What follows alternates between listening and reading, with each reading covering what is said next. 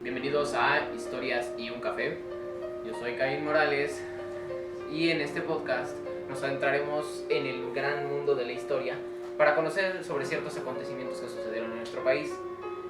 Así que el día de hoy vamos a hablar sobre las mujeres revolucionarias y para esta ocasión tenemos a un invitado muy especial, quien fue la escritora de un libro sobre todo este tema. En 2014 fue galardonada con el Premio Nacional de Liderazgo por la Fundación de Liderazgo. En el 2015 fue nombrada doctora honoris causa y en ese mismo año también fue nombrada embajadora de la paz ética global. Sin más, por el momento quiero presentarles a nuestra invitada especial de hoy, la doctora Angélica Marín Gobea. Doctora, buenas tardes. ¿Qué tal, Leo? Buenas tardes. Muy bien, hemos escuchado en el programa que usted es una experta en este tema de las mujeres revolucionarias. Nos gustaría que nos pudiera compartir un poco sobre este tema, pero ¿por qué no antes de comenzar, le parece si le invito un café? Claro que sí, Leo, muchas gracias. Ok, aquí tiene. Muy bien. Como primera pregunta es, ¿qué nos podría contar acerca sobre las mujeres revolucionarias en general? Bien, pues gracias por esta invitación y qué bueno que me permitas compartir sobre estas heroínas anónimas, ¿no? Porque realmente eso es lo que fueron estas mujeres heroínas anónimas, porque no se mencionan normalmente en la historia. Cuando hablamos sobre el tema de la gesta revolucionaria, pues todo el mundo piensa de inmediato en Villa, en Zapata, en Carranza, en Huerta, en todos esos personajes masculinos que estuvieron participando dentro de estos movimientos. Pero las mujeres que fueron una parte importante y esencial en este movimiento, pues se desconoce desde sus nombres hasta cuáles fueron todas las labores que ellas hicieron. Ok, pues sí, es un poco lamentable el tema de que no se comprenda a las mujeres en el tema de esta lucha que se dio. Sí, claro, o sea, y si se llega a hablar sobre estas mujeres que estuvieron dentro de este movimiento, pues es únicamente para denostar a la mujer, su actuar, si fueron realmente quienes ayudaron o fueron realmente mujeres que quisieron únicamente estar por estar al lado de los hombres y poder relacionarse con uno y con otro, ¿no? Claro que sí. Pues bueno, mi primera pregunta es, ¿quiénes eran las Adelitas? Porque siempre se nos ha contado que las Adelitas eran un compendio de mujeres en sí, pero nunca se explica quiénes eran o por qué se llaman así. Bien, pues el mote de Adelita se da en general, ¿no? Para todas las mujeres que estuvieron dentro de la gesta revolucionaria. Pero realmente, pues bueno, el primer término que se les da es soldaderas. ¿Por qué es este término? Ya que el pago que se les daba a sus maridos o a los hombres era la soldada, así se le denominaba el pago, soldada. Entonces, como las mujeres o las esposas iban a cobrar ese pago, pues entonces se les denominó soldaderas. El término de Adelitas es conocido o se ha utilizado para las mujeres por la canción de la Adelita, un corrido muy famoso que todo el mundo conocemos. Claro. Y este corrido fue escrito y fue dedicado a Adela Velarde Pérez. Esta fue una mujer que entre 12 y 13 años de edad decide escaparse de su casa y se va a los campamentos en donde se atendía a los heridos por este movimiento. Ahí conoce a un soldado, Antonio Gil, del cual pues él se enamora de Adelita después de que lo cuidó y le compone estos versos que por las noches iba a cantarle a Adelita. Entonces, por la letra de la canción, pues empieza a dar la denominación a las mujeres como las abuelitas, ¿no? Pues bastante romántico el tema de que Sí. le compusieran una canción a la persona que lo cuidó.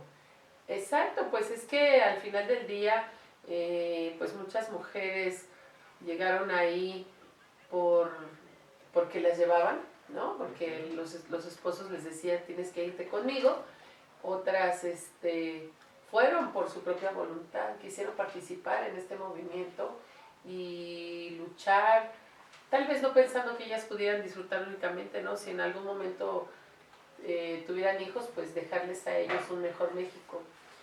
Y muchas otras, pues, se las llevaron a la fuerza, ¿no? Claro. Entonces, pues sí era complicado no considerar todas las circunstancias que llevaban a las mujeres. Por eso te decía que era muy terrible que todas estas mujeres hayan participado y que no se les haya dado el lugar Claro, que porque merecen. la mayoría no iban por su propia cuenta o eran secuestradas. Sí, fíjate que cuando llegaba los movimientos o los revolucionarios, así también como los federales a los poblados, pues se dedicaban a saquear, ¿no? Todo lo que encontraban. Y pues había un orden, dinero y mujeres, ¿no? Ese era el orden por las cosas por las que iban. Entonces, pues sacaban a las mujeres, muchas de ellas las escondían. Fíjate que en alguna ocasión platicando con algunas personas cuando empecé a hacer mi investigación, ahí en Morelos, solamente la gente que vive en la zona conoce que hay como una grieta en donde cabe una persona para pasar hacia el otro pueblo o el otro municipio, ¿no? Y decían que ahí metían a las mujeres, les tiznaban la cara para que pudieran meterlas ahí y que nadie las pudiera ver, ¿no? Entonces, pues llegaban a los poblados y arrasaban con todo el mundo, entonces había que esconderlas para pues que no se las llevaran. Sí, claro. Mi siguiente duda es, ¿usted qué opina sobre la gran misoginia que se daba en el tema de la revolución? Porque muchos de los generales no aceptaban mujeres en sus ejércitos.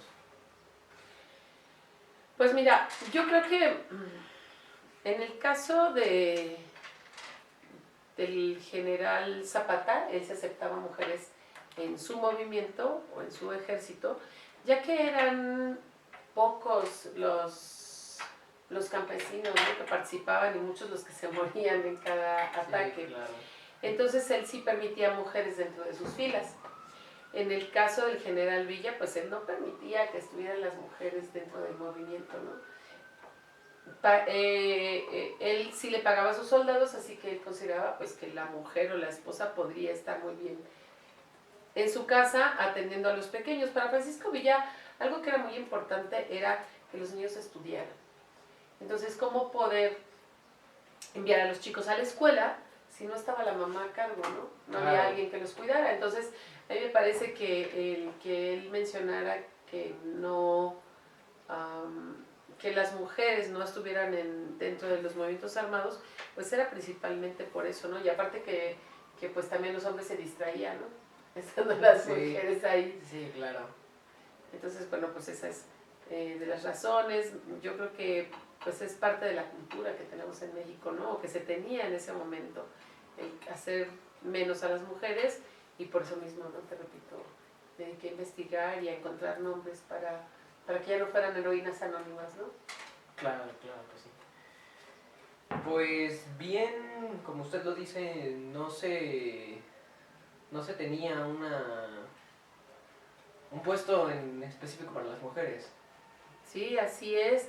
No había un puesto para ellas, pero, por ejemplo, Rosa Bobadilla, que fue una mujer que se va a la revolución en Morelos con su esposo fallece y el general Zapata conoce que ella siempre estuvo al lado de su esposo, estuvieron en las batallas y decide darle el cargo de coronel. Y pues ella lo recibe y toma a cargo el ejército que estaba a cargo de su esposo. Entonces, pues bueno, ella hizo esa labor. Hubo por ahí otra mujer que se llamaba Petra Herrera, pero ella, y como ella, muchas otras lo hicieron, ¿no? Ella decide cambiar su vestimenta y su nombre. Ella se pone Pedro Herrera justamente para poder estar dentro de las filas, ¿no? Ella estaba en el ejército villista y aún y cuando se le reconoce que fue una buena estratega para la voladura de puentes, pues bueno, no se le reconoce cuando ella decide mostrarse que es una mujer. Le dicen, no podemos darte reconocimiento, no podemos tomarte en serio porque eres una mujer, ¿no? Y aquí no se permiten mujeres. Sí, no, era muy, muy triste este tema. Sí. Como mi siguiente duda es, aparte de cuidar heridos y cuidar al marido, ¿qué papel tenían regularmente las mujeres en la revolución? Pues es que hacían de todo. Eran espías, eran mensajeras, eran las que preparaban los alimentos. Fíjate que algo bien interesante, eran las que se encargaban cuando iban en los trenes y se llegaba a descarrilar algún tren. Ellas eran las que se encargaban de descargar el tren. Y mientras hacer el campamento para que los hombres pudieran reparar, ¿no? Y pues podrían pasar un día o muchos días y ellas se encargaban de todo, no eran las que proveían los alimentos, eran las que se encargaban de mantener la hoguera prendida para que cuando ellos regresaran pues tuvieran un poco de café caliente, ¿no? Como un poco de comida. Pues sí, la verdad es que las mujeres eran las que mantenían todo el tema de los hombres. Sí, pues yo creo que ellas fueron una parte esencial para que los hombres no claudicaran en todo este movimiento, ¿no? Imagínate, no únicamente fueron cocineras, mensajeras, espías, ¿no? También fueron madres, fueron hijas, fueron esposas, ¿no? De todos aquellos hombres que estuvieron dentro de las filas de la revolución y que ha de haber sido muy difícil para ellas perder a los hijos, perder a los padres, a los hermanos, a los maridos y continuar en el camino, ¿no? Pero me parece que todavía también pudo haber sido más difícil y que ellas fueron una parte esencial en el apoyo para estos hombres, que ellos estaban al frente de batalla, ellos veían cuando sus compañeros morían, ¿no? Se podía haber muerto desde el hijo a un lado del padre o el padre al lado del hijo, los hermanos, en fin. Entonces, el regresar al campamento devastados, a lo mejor pensando que tuvieron un triunfo, a lo mejor tuvieron una derrota, pero emocionalmente cómo se sentían, ¿no? ¿Y a dónde llegaban? Pues llegaban a los brazos de las mujeres, ¿no? Quienes los consolaban y les acercaban un poco de frijoles calientes con una tortilla. Claro. Pues qué interesante que al final no es como muchos piensan que las mujeres tuvieron su papel. Sí, claro, todo el mundo pensó pues que las mujeres eran solamente las que cocinaban, ¿no? Claro. O las prostitutas, porque cuando yo hago mi investigación me doy cuenta de que pues era un término que se usaba coloquialmente, ¿no? Las mujeres de la revolución fueron prostitutas, ¿no? ¿Por qué razón? Pues porque decían, ¿cómo es que una mujer pierde a su pareja a su marido durante el movimiento armado y se queda ahí, ¿no? En lugar de regresarse a donde estaba.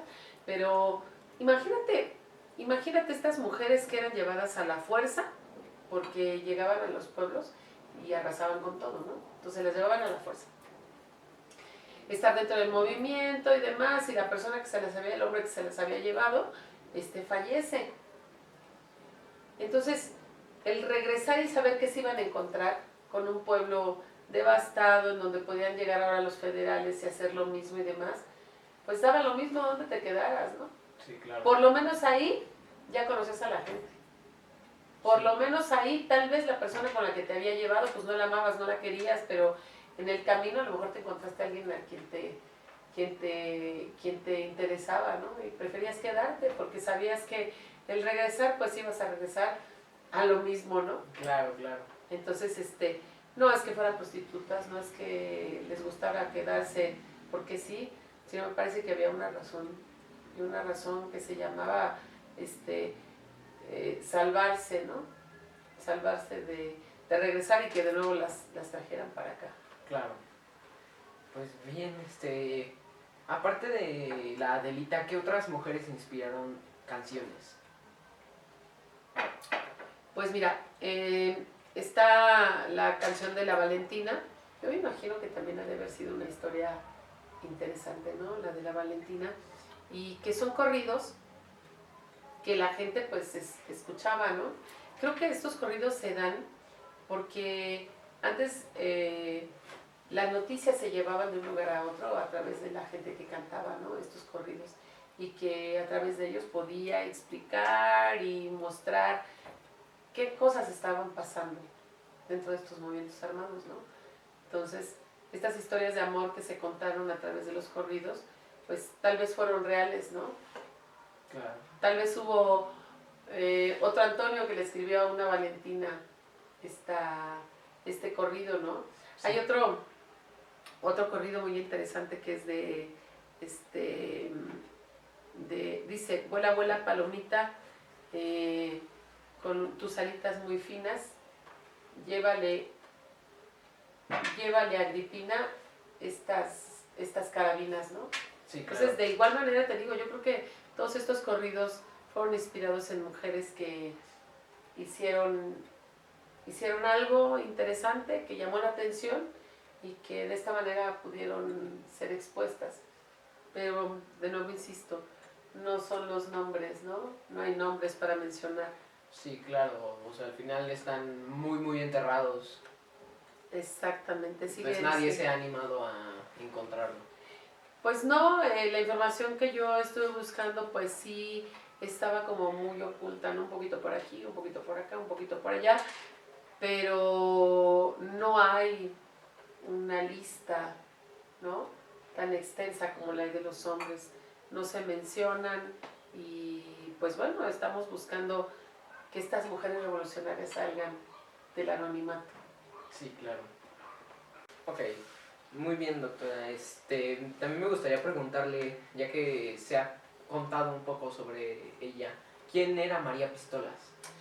Fíjate que fue una mujer que a la muerte de Madero, ella se dedica a salvaguardar la tumba, la limpia, se pone a declamar poesía todos los días y pues no permite que nadie la profane. Cuando llega Álvaro Obregón a la Ciudad de México en 1914, él dice que quiere conocer a la persona que ha cuidado de esa manera la tumba, ¿no? Y le presentan pues a María Arias Bernal y él dice que pues eso merece que él le entregue su pistola, ¿no? La pistola de Álvaro Obregón se le entrega a María y algo bien curioso relacionado con lo que tú mencionabas hace un rato, ¿no? La misoginia que se vivía en ese tiempo. Claro. María, después de haber cuidado la tumba, de haber estado resguardándola por tanto tiempo, y Álvaro Obregón le hace el honor de entregarle su pistola, a partir de ese momento María recibe el mote de María Pistolas, ¿no? Como denigrando las ideas. Es cualquier mujer, ¿no? Pero fue alguien importante en la revolución. Sí, no, claro, se mantuvo firme ante la posición de que nadie debía profanar la tumba de Madero y exacto, la protegió. Exactamente, ¿no? Entonces, y pues bueno, el comentario que tú me haces en un principio, la pregunta de la misoginia que se vivía en ese momento, pues bueno, este es un ejemplo claro, ¿no? Sí, claro. Que obtuvo un mote en lugar de tener un reconocimiento, claro, sí. Como tal vez lo estaba haciendo en ese momento Álvaro Obregón. Muy bien. Mi siguiente pregunta es, ¿alguna mujer fue algún punto clave en una batalla o así? Pues yo creo que todas, ¿no? Yo creo que todas, como te decía, hicieron su labor. Alguien que me gustaría mencionarte fue Petra Herrera, quien cambia su vestimenta para poderse ver como si fuera un hombre. Ajá. Y pues bueno, realiza algunas batallas interesantes. No es reconocida, como yo te decía hace un rato sobre ella, pero decide cambiar su aspecto, o sea, mostrarles que es una mujer y pues bueno, de nuevo le dicen que no.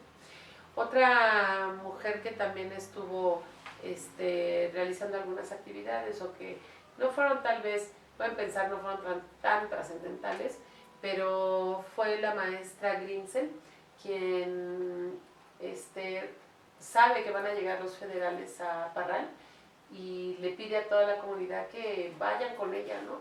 Para alejarlos, ya que sabía que Francisco andaba muy cerca, ¿no? Francisco Villa. Así que se reúne ella con sus alumnos y lanzándoles piedras y gritándoles, logra que los federales salgan de Parral. Muy bien. Ok, ¿usted qué opina sobre la violencia que hay sobre la mujer hoy día y si es equiparable con la que hubo antes? Híjole, yo creo que se sigue dando la violencia, Sí. pero totalmente. Creo que en su momento,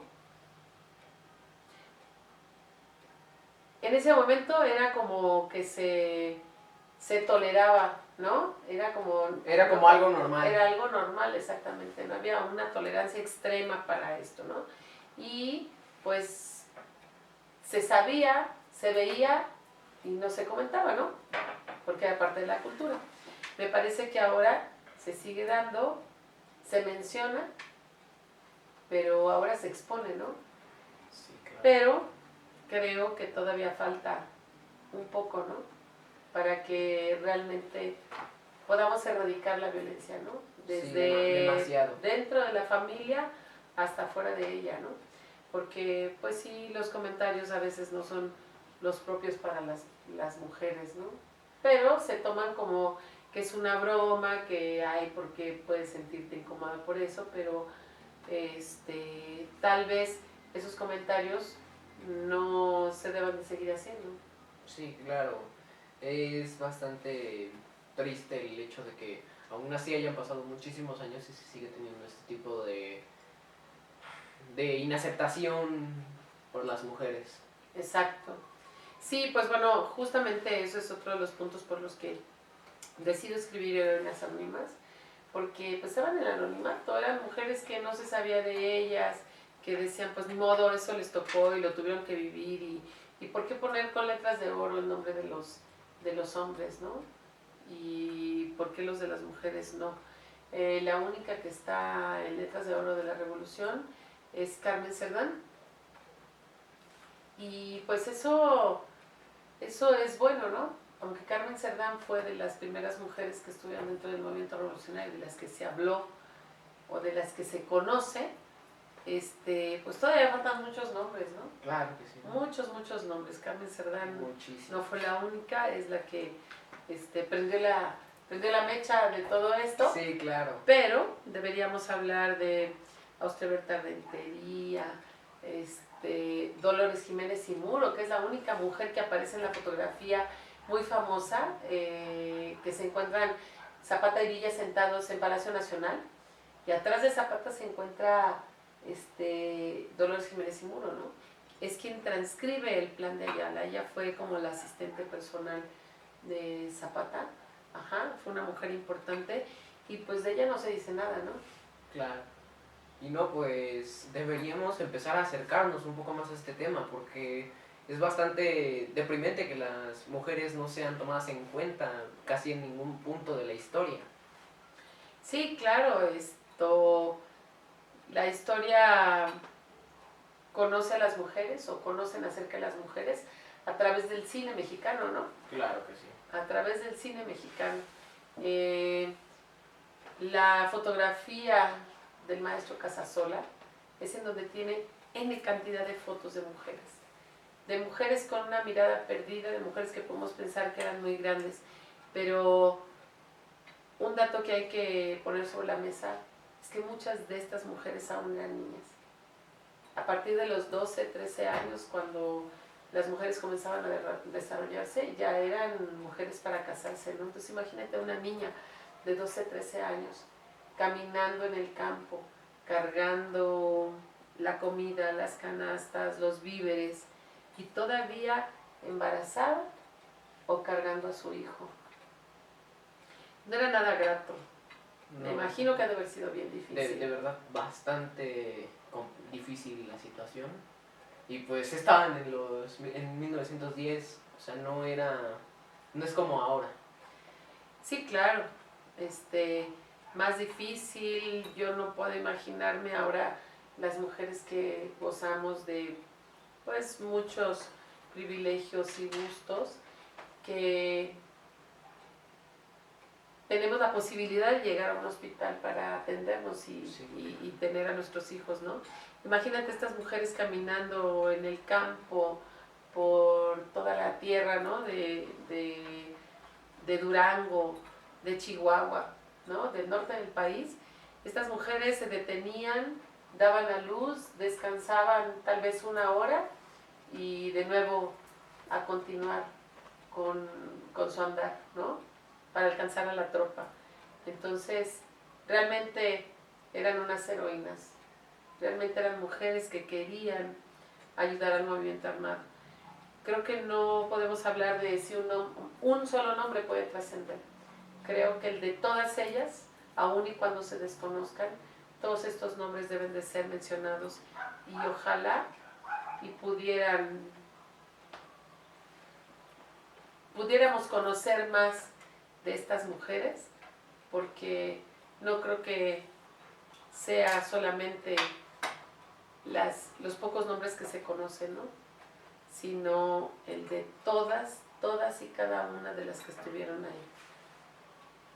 Sí, no, claro, además nunca se rindieron. Sí, no, nunca se rindieron, continuaron hasta el fin. Una mujer que también realizó actividades importantes fue Ermila Galindo. Es la mujer que empezó con los movimientos feministas en el país y que gracias a ella las mujeres tenemos derecho al voto, ¿no? Claro que sí. Entonces, pues bueno, esto es parte de las mujeres y un poquito de lo que yo hablo en mi libro Heroínas Anónimas, Mujeres Revolucionarias. Muy bien. Como última pregunta, ¿qué le inspiró a escribir este libro? Fíjate que a mí me invitan a dar una conferencia en Palacio Nacional sobre las mujeres revolucionarias, porque yo hablaba mucho, ¿no? Y preguntaba cómo había sido la vida de la última esposa del general Francisco Villa, doña Austreberta Rentería. Platicaba yo con el nieto del general Francisco Villa, el licenciado Francisco Villa Betancourt. Platicaba yo con él y le decía, ¿cómo fue la vida de tu abuela? ¿Por qué se casó con tu abuelo? ¿Cómo fue el romanticismo entre ellos? ¿No? ¿Tuviste la oportunidad de platicar con tu abuela? Y él tuvo la oportunidad durante 20 años de tener a su abuela todavía. Y él me decía que Francisco Villa conoce a su abuela cuando ella tenía 10 años. Y él, pues, la ve, le gusta, pero pues sabe que es una niña, ¿no? Y él dice, voy a regresar después. Él regresa a verla cuando ella debe haber tenido unos 15 años, y la está enamorando y le está enamorando. El papá de la señora Austreberta pues no quiere que se case con Francisco Villa por todo aquello que se dice de él, ¿no? Que es mujeriego y etcétera. Entonces Francisco dice, yo me voy a casar con esta mujer, y poco tiempo después de que tanto insistía y no la dejaba casarse, dice, bueno, el papá de doña Austreberta era comerciante, entonces lo que hace Francisco es que le cierra todas las posibilidades para que les llegue mercancía al señor. Entonces pues no tenía que vender y de eso sobrevivía el señor, ¿no? Y mantenía a su familia. Entonces, pues bueno, después de esta situación queda convencido que Francisco sí se puede casar con su hija, ¿no? Le tiene que dar permiso. Lo tuvo que obligar. Exactamente, lo obligó a casarse con ella. Y escuchando estas historias yo le decía, oye, pero si tu abuela vivió eso, ¿cuántas cosas no habían vivido las otras mujeres, no? Entonces él me dice, oye, fíjate que voy a tener una conferencia en Palacio Nacional en diciembre, ¿no te gustaría hablar sobre las mujeres de la revolución? Y dije, sería interesante, ¿no? Él me invita a dar esta conferencia y pues bueno, yo me doy el tiempo de investigar, de buscar, de leer, de conocer, de adentrarme en toda esta información y de observar en las fotografías del maestro Casasola toda esa tristeza, ese dolor en los ojos de las mujeres y poder empatizar un poco, ¿no?, de todo lo que pudieron haber vivido. Entonces, fue una tarea ardua para encontrar los nombres, las historias, aparte que fueran las reales, ¿no? Porque hay fotografías que tienen el nombre de Adela, o tienen el nombre de Valentina, o tienen el nombre de alguna, pero no coinciden. Entonces, sí fue complicado, pero realmente fue muy gratificante el ver plasmado todo mi trabajo en este libro y que muchas mujeres y mucha gente, no únicamente mujeres, mucha gente me ha agradecido por haberlo escrito, porque esto da una pauta para que se conozca quiénes fueron, dónde estuvieron y cómo debemos recordarlas. Claro que sí. Y pues, bueno, eso fue el programa de hoy. Doctora, le agradezco haber estado con nosotros. Gracias a ti, Leo. Pues esperemos haya sido de su agrado. Sí es bastante interesante este tema de las mujeres, los invitamos a que conozcan más y a que conozcan el libro de la doctora. Sin más que decir, esto fue Historias y un café. Nos vemos en la siguiente emisión. Gracias por el café.